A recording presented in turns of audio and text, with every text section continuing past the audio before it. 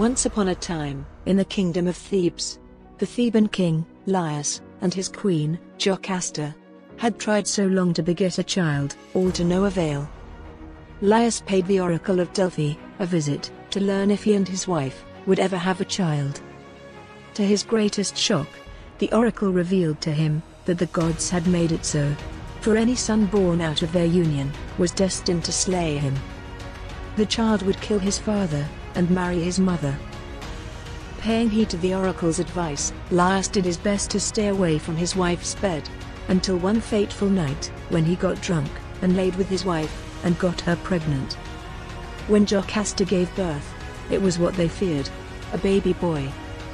To prevent the prophecy, Laius told his servants to pierce the baby's ankles, so the baby would not be able to crawl nor walk when it was time, therefore would not be able to cause him harm. Laius then told one of his servants to get rid of the baby, to take him far away and leave him deep in the woods to die. Now the boy was gone. The prophecy had been thwarted, so Laius thought.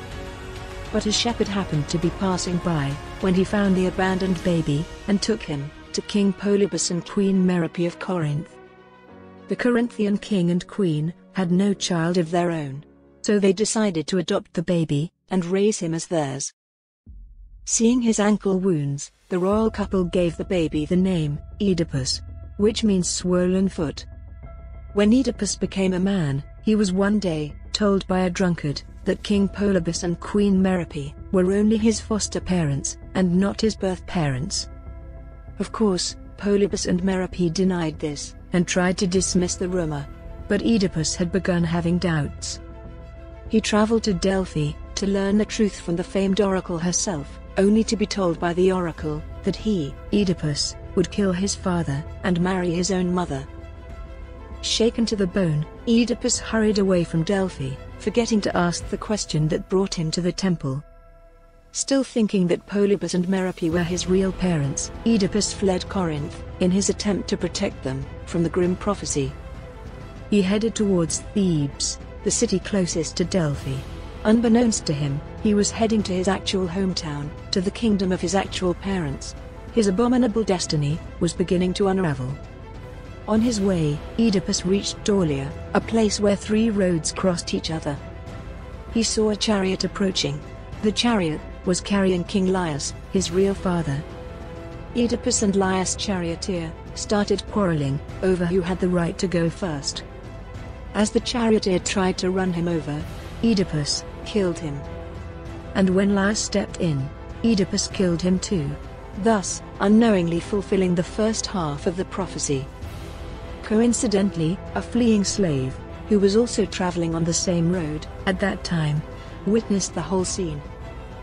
Still on his journey to Thebes, Oedipus came across the horrid flesh-eating Sphinx, who had plagued that region of Thebes for a long time. The Sphinx was a creature with the body of a lion, strong wings like that of an eagle, and the head of a woman.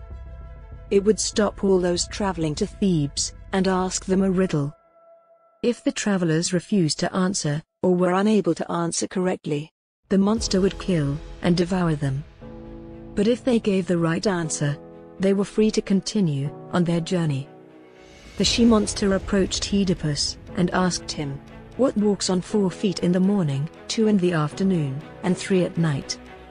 Oedipus thought for a while and replied thus, "The answer is man. For man as an infant crawls on all 4s. As an adult, he walks on 2 legs, and in old age, with a walking stick." No one had ever solved the riddle correctly, and the Sphinx, so mad that Oedipus solved her riddle, threw herself off the cliff to her death. Oedipus was free to go on ahead into Thebes.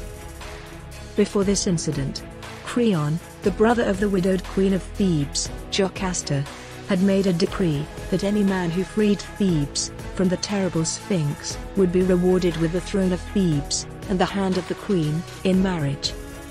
And so, after Oedipus defeated the Sphinx and her riddle, he was given his father's throne and the hand of his mother in marriage.